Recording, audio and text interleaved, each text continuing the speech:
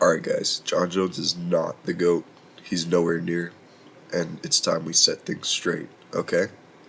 So we're gonna get into this. First, let's talk about the PEDs, the performance enhancing drugs, illegal in life and illegal in the UFC.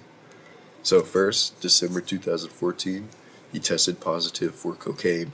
Now, that's not a performance enhancing drug, not an athletic performance enhancing drug at least, but illegal, illegal in the UFC, and he tested positive for it, and that was the first instance of a long line of him being tested and positive for drugs that are not allowed in life or in the UFC. Alright, 2 years later, July 2016, tested positive for trinidol, hydroxychloroquine, and letrozole metabolite. Now, this was the first time in many that he would test positive for trinidol, hydroxychloroquine, and letrozole metabolite. I'm not sure what exactly those are. I assume those are supplements for trinidol, but he was never tested positive for those two substances again. So I imagine he found a better way to cycle it or a better way to mask it in his system. However, trinidol, he never could find a way to mask that. He tested positive for it again in 2017 and again in 2019. And listen, all of these times that he tested positive for PEDs, we can't assume that these are the only times he was on PEDs.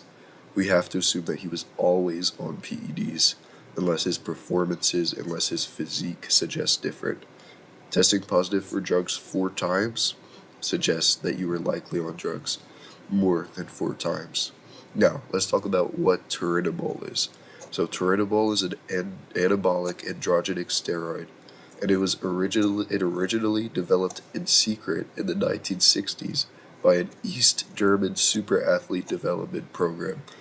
So these guys were out here trying to make superhumans, and this is what Jon Jones was taking before fighting DC, before fighting Chael Sonnen. And it has been found to improve average pro athletes to world record breakers. These East Germans that were taking it went from nobodies to the best in the world, just like Jon Jones.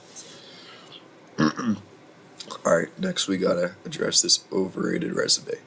I see people talking about Jon Jones' resume like he went through a row of killers, like Joe Rogan. He went through murderer's row, It's just not true, okay? So it's an illusion. Today we're going to dispel the illusion of Jon Jones' resume.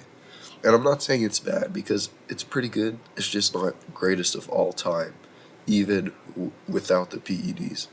So let's start with something nobody really talks about, and that is the loss to Matt Hamill. Most people say he was like, oh man, it doesn't count, he was smoking Matt Hamill. Well, guess what? He knew 12-6 elbows were illegal, and he did them anyway, right? He lost that fight. He was DQ'd. I'm sure he was given every chance. I'm sure he was well informed. 12-6 elbows are illegal, and he did it anyway. Like, there's no excuse for that. He lost that fight. That's a loss on your resume, man. And then 5 absolute cans and Ryan Bader before the title. Ryan Bader's a decent win, but it's an old head. He would never be in the rankings in today's UFC. And then the other 5 guys he fought, absolute cans. They wouldn't even make the UFC in today's day and age. And, I mean, it's obvious progression of the sport, especially such a young sport like MMA. Every year, there's a new batch of fighters, and those fighters are far beyond what the old fighters were. Now, these guys that Jon Jones were fighting, they did not grow up training MMA. They probably didn't even grow up training boxing, right? When they were born, MMA wasn't even a thing. So how can you expect these guys to be as good as today? He beat the best that was in front of him, but the best that was in front of him isn't what fighters are fighting today. And then for the title, he beat Old Head Shogun, which is considered like one of his best wins. But I mean, Shogun was good for his time. He's okay. I don't think he would make top 5 in the rankings today. Maybe not even top 10. He's too small. He's technically pretty good. He's just not athletic enough for today's UFC. And that's what Jon Jones exploited in their fight. Size, youth. After that, he smoked some old heads, and this is really considered like the bulk of his light heavyweight run. And there are some really good names in here. Lyoto Machida, good fighter, but again, really small.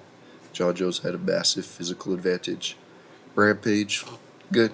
Good. Rashad Evans, okay. Vitor Belfort, pretty good. Chael, pretty good, but listen, these are all fights that he won on PEDs. A lot of these fights he didn't finish, and these are all old heads, okay? I'm not saying they're not good, they're all old heads, and he was on PEDs for all of these, so you can't count any of these fights in his resume, okay? Then he did fight someone who is pretty good, and I think would hold up in today's UFC in his prime, although he did have a pretty steep downward trajectory after his fights with Jon Jones, and that is Alexander Gustafsson. He went life and death with Gustafsson, okay? Great fight, probably his best fight for entertainment value, so he's not going to get too many points off for that one, but still. Alex Pereira isn't going life and death with Gustafsson in the striking, okay? And then his best wins, Glover Teixeira and DC, but on PEDs, at least for DC, probably for Teixeira too, so those just don't count. I'm sorry, they just don't count. And then he beat Ovid St. Preux. That's nothing. Ovid St. Preux is not title worthy, ever. And then another time, cheated against DC, no contest. People act like that was a win when he knocked out Jon Jones. He knocked out DC. He never knocked out DC. That was a no contest. He was found to be on PEDs, right? So that fight shouldn't even be discussed. And then he beat a washed Gustafsson. Like I said, steep downward trajectory on PEDs again, so not much credit for that one. And then finally, he faced modern light heavyweights. Well, they're not even modern light heavyweights now, I wouldn't say, but the newer generation of light heavyweights, and Smith, Santos, and Reyes. Now, Anthony Smith is a meme these days, and Jon Jones couldn't finish him. 5 rounds, 5 hard rounds with Anthony Smith. Illegal knee to the face, still couldn't finish him.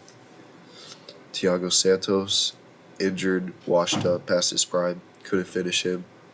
Hard fight with him. And then Reyes, he lost. He lost that fight. I'm counting that as a loss. And those are the 3 modern light heavyweights. 2 hard fights with guys that really weren't that great. And then a loss to Reyes, who since then lost a lot of fights, okay? And then probably his best win. He beat Cyril Gane. Man, that was just embarrassing from Cyril, though. What, he did nothing. I don't know. Might have been staged as well, so we're not giving that too much credit. Alright, now let's just talk about his fight style, his dominance, or lack thereof. So we gotta talk about these eye pokes, right? He's eye poked somebody in almost every fight, and I've been eye poked. If you've ever been eye poked, you're gonna keep fighting, right? But it's gonna affect you. And if you don't take a point off for an eye poke, that's a free advantage. There's no reason not to eye poke. But it is morally wrong. It does ruin the fight, right? If you're getting eye poked 3 times, you're not going to be you're not going to be wanting to engage as much. You're going to be staying away from his fingers. You're going to be trying to stay even further out of range, and he's going to be able to get you with his kicks. It creates an awful dynamic in the fight, and it all helps him. And I'm not sure how many of you guys have seen that video where he admits to using eye pokes as a part of his defense. He says, I just put my hands on their head. Sometimes they get poked in the eye, and that's not a bad thing for me. Come on, man. And then, come on, he's not a finisher. He has 1 finish in the last 6 years. He couldn't finish Anthony Smith or Thiago Santos. Listen, Khalil Roundtree did Anthony Smith so bad, okay? Alright? And Khalil Roundtree was considered a guy that shouldn't even have a chance to fight for the title when he did, right? And he did Anthony Smith so much worse than Jon Jones. Jon Jones struggled against Anthony Smith. Come on. And then he has no power. He's not a fun fighter. In 23 UFC fights, Jon Jones has never dropped an opponent with a punch. We need to start talking about Jon Jones as a big Bilal Muhammad, okay? Alright, and then let's talk about what happens this weekend, what the consequences of all the possible results of the Stipe fight are going to be. So, most likely, he beats Stipe and retires. So, in this situation, Jon Jones' resume is going to continue to age poorly, right? Especially given that he retired to avoid Aspinall. Because now people like me are looking back, looking at his resume and thinking, huh, no wonder he doesn't want to fight Tom. He's never fought anybody like that, right? He's never fought anybody nearly that good. And when he has, he's struggled a lot.